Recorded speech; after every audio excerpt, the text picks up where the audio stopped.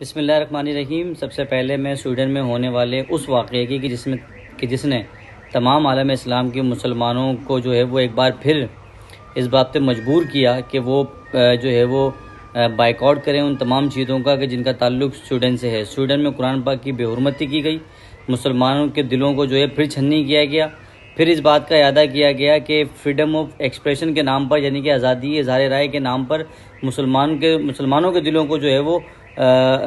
روندا جائے، ان کے جذبات کو روندا جائے۔ تو میں اس بات پر جو ہے وہ مذمت وغیرہ یہ تمام چیزیں بیکار ہو چکی ہیں، کوئی مذمت نہیں کرتا بلکہ لعنت بھیجتا ہوں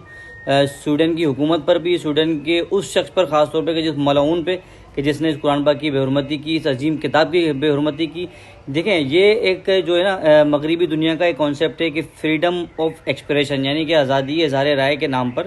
وہ مسلمانوں کے مقدس اوراق کی کبھی وہ قرآن پاک کی بے حرمتی کریں، کبھی وہ ہمارے نبی کی شان میں بے حرمتی کریں، اس میں کہیں کہ یہ فریڈم آف ایکسپریشن ہے۔ تو بھائی یہ ذرا انسان کے بچے بنو، یہ کوئی فریڈم آف ایکسپریشن نہیں ہوتا بلکہ یہ آپ ہمارے جذبات کو مجروح کرتے ہیں، ہمیں مجبور کرتے ہیں کہ ہم اس بات پر ریئیکشن دیں۔ تو یہ تمام مسلمانوں پر فرض بنتا ہے کہ اللہ کی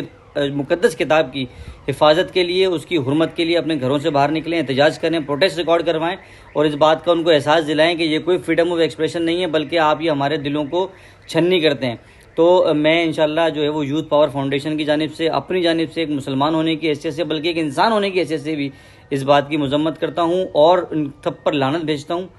سویڈن پر بھی، ان کی حکومت پر بھی، اور پاکستان گورنمنٹ سے بھی گزارش کروں گا کہ ان کے خلاف بالکل حد تک جا کر ایکشن لیا جائے، ان کی چیزوں کا بائیکاٹ کیا جائے، ان کے پروڈکٹس کا بائیکاٹ کیا جائے، ان کے سفارت خانے کو بند کیا جائے، ان کے سفیر کو واپس بھیجا جائے، جو کیا جا سکتا ہے عمل وہ کیا جائے۔ اور میں پاکستانی ہمارے جو عوام ہے ان سے گزارش کروں گا کہ وہ سویڈن کی تمام پروڈکٹ کا بائیکاٹ کریں اور ان کو بتائے، اس چیز کا احساس دلائے کہ یہ کوئی فریڈم آف ایکسپریشن نہیں ہے، یہ بلکہ آپ نے ہمارے دلوں کو چھنی کیا ہے۔ اور اگر اس کا ریئیکشن آتا ہے، جب ایک مسلمان اپنی حفاظت کے، اپنی مقدس اوراق کی حفاظت کے لیے کوئی ایکشن لیتا ہے، کوئی ریئیکشن دیتا ہے، تو پھر یہ کہتے ہیں کہ یہ دہشت گردی ہے، پھر یہ کہتے ہیں کہ یہ ٹیررسٹ ہے، پھر یہ کہتے ہیں کہ ٹیررزم ہو رہا ہے، پھر اسلام سے جوڑ دیتے ہیں۔ ابے بھائی جب آپ مجبور کرو گے ایک انسان کو ان کی مقدس اوراق کی بے حرمتی کر کے، ان کی گستاخی کر کے، تو پھر مجبور کرو گے تو ریئیکشن تو آئے گا۔